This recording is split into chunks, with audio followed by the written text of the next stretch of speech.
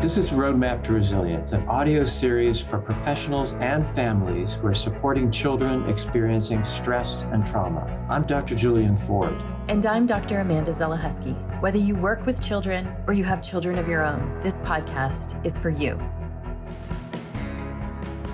Many parents deal with having to help their children learn to cope with stress and trauma throughout their parenting journeys. And this was certainly the case throughout the COVID-19 pandemic, where a lot of us got a crash course in trying to help their children navigate stress for a pretty long period of time. So if you feel like you aren't quite acing parenting through a pandemic just yet, you're definitely not alone. And as a parent myself, there were many days throughout the pandemic that I felt like I was just trying to make it 1 hour at a time. And that was what inspired me and my colleague, Dr. Lindsay Malloy, to launch an organization and digital resource hub called Pandemic Parenting, where we put out lots of free resources, especially for parents. And we have a whole section specifically focused on trauma and resilience. All of these resources are free and you can find them at pandemic-parent.org. It was through this pandemic parenting work that led us to this great collaboration with Dr. Julian Ford and his Center for the Treatment of Developmental Trauma Disorders at the University of Connecticut, as well as the Interorganizational Child Trauma Task Force, which is why we wanted specifically to have an episode focused on parents and how parents can help their children build resilience following a traumatic experience. So we're going to talk to a number of experts who are professionals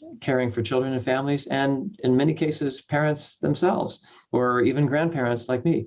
And as we do that, I think we're going to see that the challenges of the pandemic have been enormous for parents.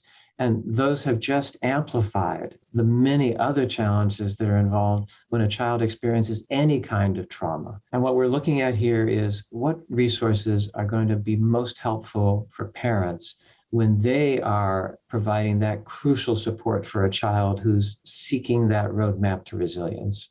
I think one of the important themes that emerged for me throughout this was just often how isolating parenting can be and how alone we sometimes feel and how judged we sometimes feel about whether we're doing it right or wrong.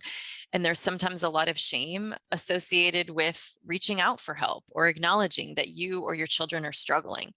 So that was why we really wanted to kind of shine a light on how important parents are in this journey toward resilience that their children are navigating, and how in many cases I've heard you, Julian, talk about parents are the medicine for this, are sort of the antidote, but also the medicine in continuing to help their children recover from traumatic experiences, which you talked about in our pandemic parenting episode that you were, where you shared so many really important insights.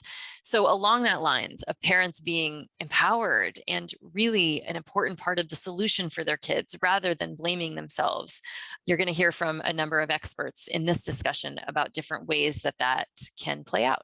In this episode, we're going to hear from guest experts who will speak to the ways that parents and caregivers can really foster resilience when children have experienced or are experiencing trauma. Up first is Dr. Archana Basu, a clinical psychologist and instructor in the Division of Child and Adolescent Psychiatry at Massachusetts General Hospital, Harvard Medical School. So, I think about health as also being fundamentally intergenerational, and not just because we get a genetic endowment, from our biological sort of parents. I mean, that's definitely one pathway. But I think fundamentally, if we think about the openness to experiences in early childhood, if a parent or the family system is unsafe, unstable, there's violence in the home, there are certainly, implications for parental mental health that, we know are associated with parenting and the parent-child relationship. But we also know that, mental health of parents and mothers in particular can influence kind of longer-term development for babies even and children, beyond that. There are obviously very toxic and harmful direct violence, such as physical abuse or sexual abuse towards children. But for children, I mean, this is true across the lifespan, but this is especially true for children, stability is incredibly important. I mean, we all benefit from predictability and stability, but children really need this. And so even if we think about issues of housing stability, food insecurity, other elements that are not direct traumas to children, those types of influences that create instability for the family system can still be chronic stressors for children and parents. And of course, parents can do a lot to be the valuable, buffers that they often are for children. But I think the main point I want to say is that they're both direct, but also these indirect influences on family systems that can be really harmful in the chronic sense for kids. Maternal mental health is an example. It is part of a growing fetus's biological environment. So even in the womb, we know that biological correlates, for example, of certain types of mental health conditions, such as increased inflammation markers, that can impact fetal development. But there's also other pathways in the body.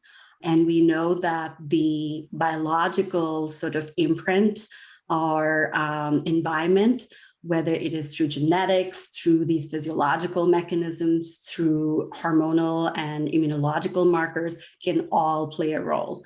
The other thing that I will just also note, and this is also relevant in both the prenatal, but also certainly after childbirth, is, when a child is born, a parent is born. But our expectations of who we're going to be as parents starts also prenatally. So there's an emotional and psychological sort of roadmap or idea that we bring. It is what we think about in the early childhood and psychology literature. We call it mental representations of who we're going to be as parents. That is influenced by our own history as parents. That can also play a role in thinking about, child development at later stages, but really begins prenatally, which is the expectations of who we're going to be as parents and how we're going to parent. I, as a parent, understand this, and I think probably every parent does. When we ask ourselves, how is it possible that I have caused so much harm to my child because I've been stressed, I've been depressed, maybe I've experienced trauma, and I know that all those stress hormones were just kicking around in me as my child was developing. And then when my child was an infant and a toddler, I was on edge, or maybe I was struggling with depression, postpartum depression, or maybe there's stress or even trauma in the family. So with all that, which can happen in any family and to any parent or any child, tell us, what is it that parents do that is really the help that children need and that enables children to develop resilience even when their parents are not perfect and their parents' lives are not perfect, as is true for all of us? Right. So I think that last bit that you said, which is that, I haven't met a perfect parent, and I doubt anyone else has. And we have all, said and done things that we worry about. But it is also true, as you highlight, that we all come with our own legacy of experiences. Sometimes that includes, more pain points and painful, adversities, including all types of trauma. And I think this is probably well known, but I think, again, it bears repetition, is trauma is actually fairly ubiquitous. And I think saying that out loud is important because, there are certainly variations across communities and countries, but here in the United States, as an example, the rates of trauma we know, even by the age of 18, population-based studies show that the exposure to the experience of at least one traumatic event is somewhere upwards of, 65%, 75%. And again, experiencing trauma by itself doesn't mean that we will develop some of these mental health conditions or challenges. But my point in highlighting that was just to say there is a certain amount of shame and certainly guilt when it comes to parenting and thinking about our own role, what we could have done differently. But the first step is to acknowledge that we are very adaptable, and especially children. Even if we do say and do things, and especially now in the pandemic, we all have been under incredible stress. And that has certainly affected our parenting relationships. But there are ways, I think, to get help and support. So to that point, I would say, I think educating yourself about, when to seek help is a great place to start. And I think when in doubt, a really good place to start is often your own child's pediatrician or your own primary care provider. So certainly if you're already, if you have access to healthcare and you are connected, that is a great place to start. And, maybe share some of the changes or concerns or observations that make you wonder about it. Because then you can talk to a professional about, do you need more consistent care? Do you need a more, comprehensive evaluation? And they can certainly help direct you to a mental health professional. So I think that's one sort of very concrete resource, I would say. The second thing I guess I would say is that, there's lots of new ways in which parents are able to use the resources. So information is definitely a powerful thing. So podcasts like this one, but there's tons of websites, there's lots of educational resources. So if you feel like, look, what I really need are some skills that I want to try out on my own, that might be a way to start. But certainly if you're struggling and getting through the day is challenging, or you're really concerned about certain behaviors or emotional development for your child, I think checking in with a primary care doctor is often incredibly valuable. I think actually one of the most important things and powerful things that we are actually not that great at as caregivers is to get help and support for ourselves. So I think one of the main things that I have learned about myself, but I always suspect it is true, and we know this from research and just human experiences, as caregivers, we think about our kids first. We might be caring for elderly parents. We have jobs to keep, but our own health and well-being is often right at the bottom of that priority list. But in fact, supporting kids is about building the resilience of the parents and the consistent caregivers, the people who care for kids, especially for young kids. So responsive relationships build resilience. And for me, that means parents getting their own sort of mental health care if they need it, or building practices that support their own well-being is really, really key. So I think that's actually, if there's nothing else we take away from this, I would say parents investing in themselves, even though that's a challenge, is very, very important. When you talk with your pediatrician or primary care doctor, like Dr. Basu suggested, you may get a referral, maybe to another provider or perhaps to a support group, depending on yours and your child's needs. I know that when that's happened for me as a parent, it can feel overwhelming, and I'm not always really sure what that will look like. So here's Dr. Basu again, helping us understand what that might look like and what is meant by a parenting intervention. You do a lot of work and training around parenting interventions. Can you talk about what some of those look like? Yeah. So for me, fundamentally, I think that, we call them parenting interventions, but really they're sort of family-based collaborations. And the aim is really to, maybe their skill building is a big part of this, but it is about supporting the relational health in the family, the parent-child relationship as a whole. So part of it is understanding the unique profile of each child, their, like you said earlier on, their personality and temperament, and figuring out their needs and how we can best put together a team, part of which includes parents, but might include other professionals. So I think an important starting place is really understanding the unique needs of a family and their family sort of philosophy and parenting kind of culture and philosophy. But in terms of what kinds of formal interventions are available, this is really sort of a spectrum. So some of the work can involve fairly short-term, circumscribed work around very specific issues. So as a family, if you feel like, things are generally going pretty okay, but I've noticed that my child has developed sleep problems, and now that's really affecting kind of their mood, their capacity to engage in school, their tiredness, obviously, we might do some focal work around sleep-related interventions. So sometimes it can be fairly short-term and circumscribed. At other times, it might involve more longer term work that might be both individual or group based. So parenting groups is another piece of, I think, work that we are doing and developing where I work, where we focus on things like how do you develop and, how do you recognize in the moment? And as a parent, we know it's like, when you yourself are tired and sleep deprived and your child is struggling, that's actually the hardest time to use those skills. Like, how do you recognize your triggers? How do you have this information, how do you actually use it in the moment? So developing that skill is part of it. And there are certainly, group-based models for doing that focus on, mindfulness skills that help with emotional awareness, emotion regulation skills, relationship building through communication, for example, and then also recognizing what are some signs that tell us that more comprehensive care that might be needed. And then finally, I guess I would say, I said this before, as parents and caregivers, we have our own histories and our own pain points.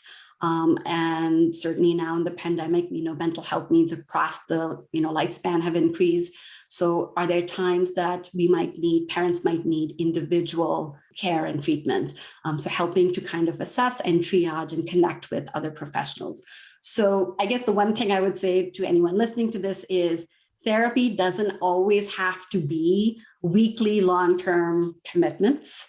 It really depends on the needs for your unique family and child. And I think a good starting place is always, to start by talking to a primary care doctor, a mental health professional to determine, what kind of range of short-term or longer-term work might be needed. I think before children can regulate, we help to co-regulate, and that sort of builds on our capacity to regulate ourselves. And so I think thinking about our own histories and our relationship with ourselves, including kind of some of the judgments that come inherent in parental guilt, all of that plays a role. And that's why I think, thinking about what our needs are, even though that feels selfish or even maybe contradictory to what our goal is in terms of supporting kids, is actually one of the most important starting points. Even though I primarily think of myself as a mental health professional, I am a parent too. And I spent a good deal of time in family therapy as a recipient. And so you might be surprised that many of those mental health professionals that you work with, and healthcare professionals of all backgrounds, many of us have actually been on the other side of the couch, so to speak. And we know that providing the kind of support and guidance that helps us to find a pathway when, even though we may have all kinds of professional knowledge, as parents, we're just learning and we're just trying to figure it out. And I think what Dr. Basu was letting us know is that this is something that's very individual, but with the respect and the guidance of a helping professional, it's possible to find a pathway to resilience. I know that as a parent, and it's been my privilege to be able to provide that in many cases to children and families who are also on that path to resilience. Next, we're going to hear from Dr. Michael Salter on practical ways parents can foster resilience for their children, and specifically in regards to online spaces, which, as we know, are a major area of both opportunity but also potential problems for children and families in this day and age. Dr. Michael Salter is the Scientia Associate Professor of Criminology at the University of New South Wales, and his research is focused on child sexual exploitation and technology-facilitated abuse. I just keep going back to the simultaneous blessing and curse of these things, right? Like we found for a lot of the most vulnerable kids in the last year and a half, kids questioning sexual identity, gender identity, kids with risky eating behaviors. They found these supportive online communities in great ways. And the flip side is that can also be a real risk area, like for people kind of capitalizing on those vulnerabilities. So it's really hard to know how best to guide your kids when they are exploring in typically appropriate ways to try to find connection and community, but that's what might actually end up landing them somewhere pretty risky online. And I think, it's an important conversation to have with young people, just when something doesn't feel right. We do have that conversation about offline, sexual abuse and exploitation. It doesn't feel right. Somebody's stepping over boundaries.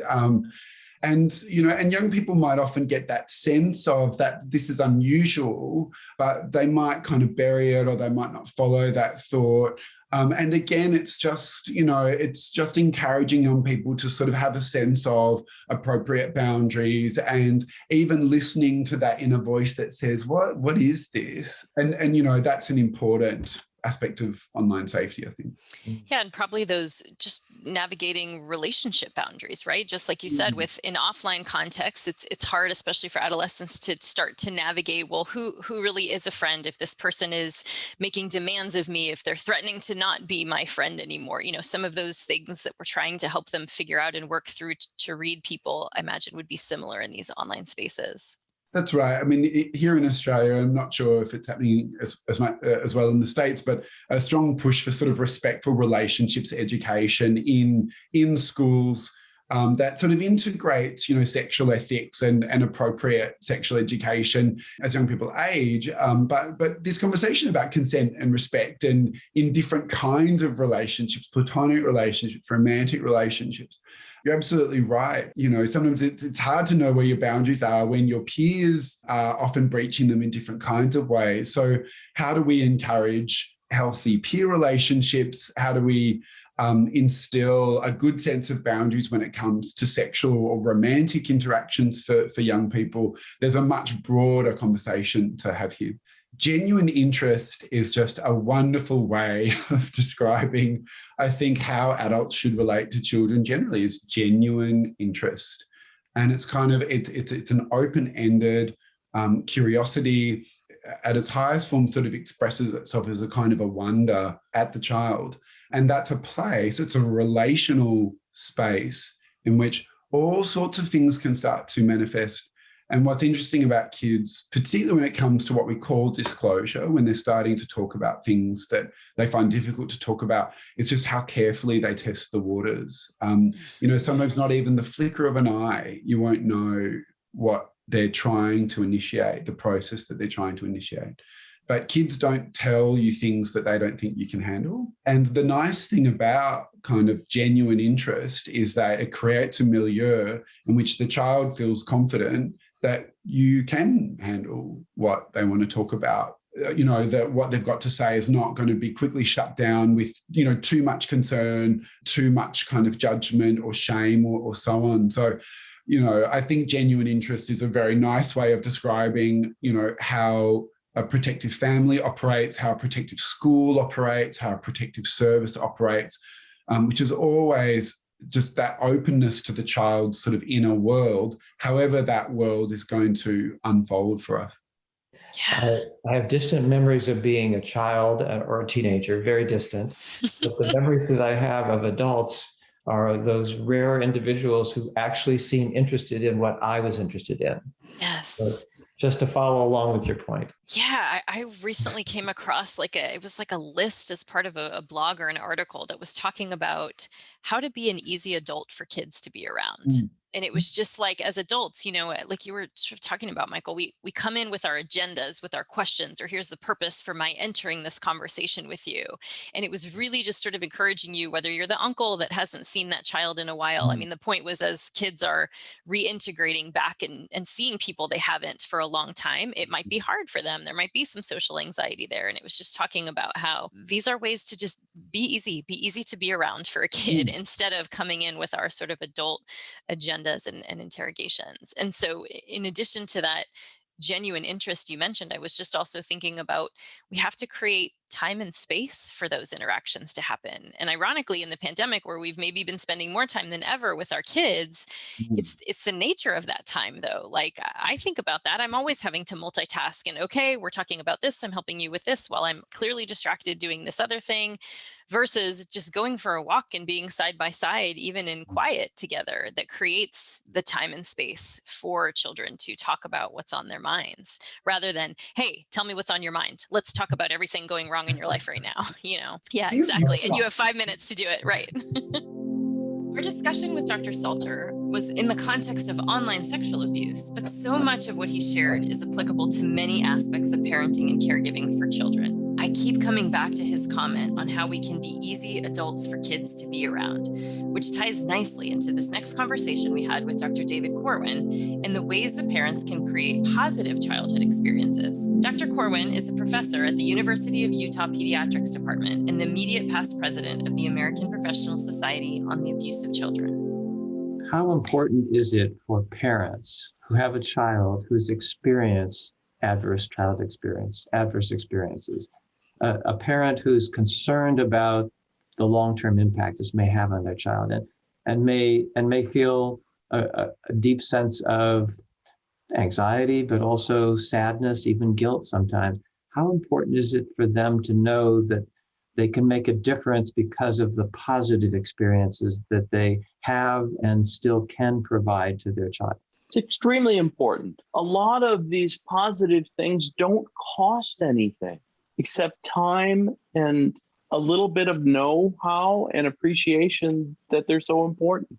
Reading to your child, playing with your child, being involved in their life, making sure they're involved in the community and the other activities, modeling.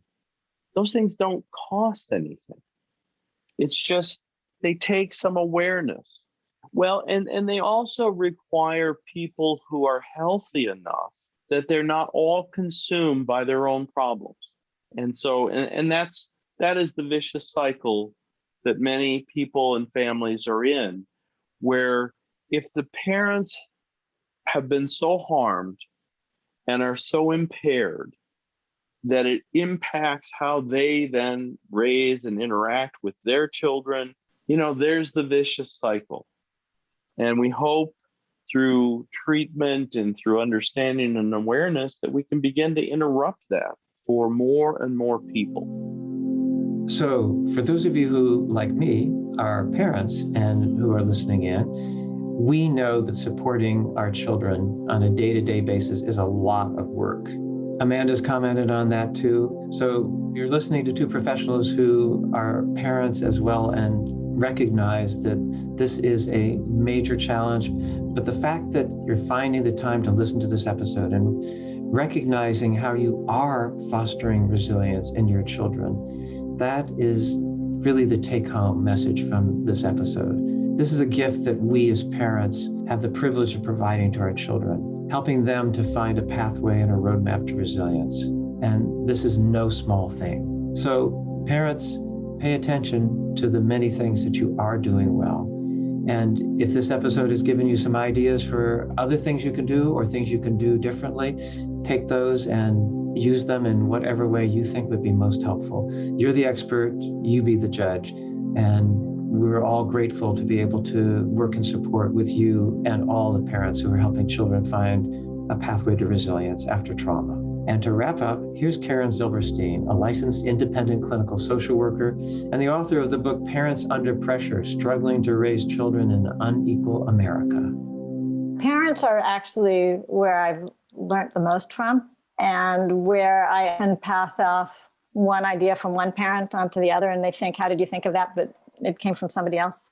I mean, parents do well when they use each other. So I know that there was a group of parents who didn't have enough income for summer camp. And they came up with a collective of 5 and each family did 1 day a week.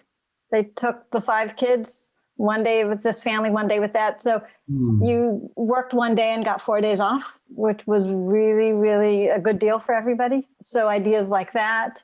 I know a lot of people use their religious organizations for help and support and use other church members and ask for help or just ask to pray with them to find the social support they need that way, to call up and say, will you do this with me? You can also try to find natural mentors in the community who can help with the children. And it's especially powerful if you have a child with a disability and you can find an older person or a young adult or older person who has a similar disability who can mentor the child, because there is something about the shared experience and seeing that, gee, I can grow up and be like that and be okay. That's really, really important. And here once more with a few final reminders, Dr. Archana Basu. So I think as parents, one of the most instinctive things is we are pretty attuned to what our kids need. We recognize subtle shifts and changes. And I think that is incredibly valuable. And the parenting sort of relationship or the caregiving relationship is also an incredibly powerful motivator. We might not be great at self-care for ourselves, but we're great about making changes often in the service of our kids. And so I think seeking support, maybe sometimes that's a check-in with the pediatrician. Should I even be worried about this new behavior or this change that I noticed in my child? So I think the one thing parents are great at are recognize, they know their kids best. And for me, fundamentally, when I work with children and families, I start with the premise that parents are the experts on their kids. They know their kids really, really well. And the first step is to understand the child and the parents and their parenting philosophy in collaborating with them. I think we all recognize that, we were not meant to parent in isolation, especially of the sort that the pandemic has induced for all of us. It has never been there's not a good evolutionary argument for that. It has never been the case in any society. And this is a unique challenge of the pandemic. And even as things shift and change, we're still struggling with a lot of this. So I guess the last thing I would say is, we know this as parents and caregivers that we need support networks. Children need parents, but they also need other caregivers. And I think building and rebuilding that village in any way we can is something that we're used to doing or know the importance of and can get help in doing. So I think these are some of the things that come pretty naturally to parents that we can build on.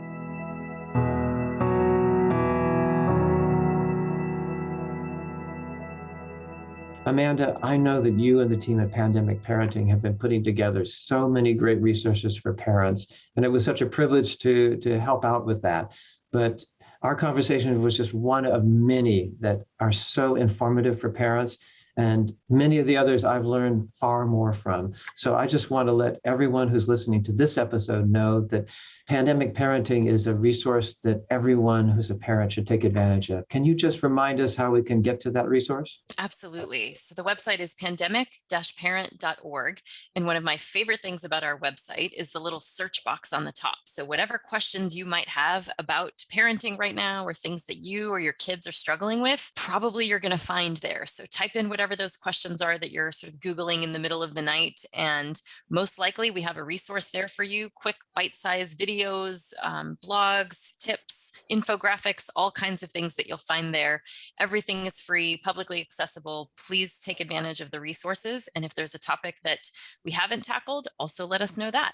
It's there for you. And the hope is to just provide you with some support and community to know that you're not alone for all of the reasons that Julian was just talking about, that this is really, really hard work and none of us are doing it perfectly. And even those of us who do this stuff for a living, right? Support families and children in all of these ways following traumatic experiences or stress, we're navigating it as well. And so we want you to know that you're not alone and that all of these resources are out there for you.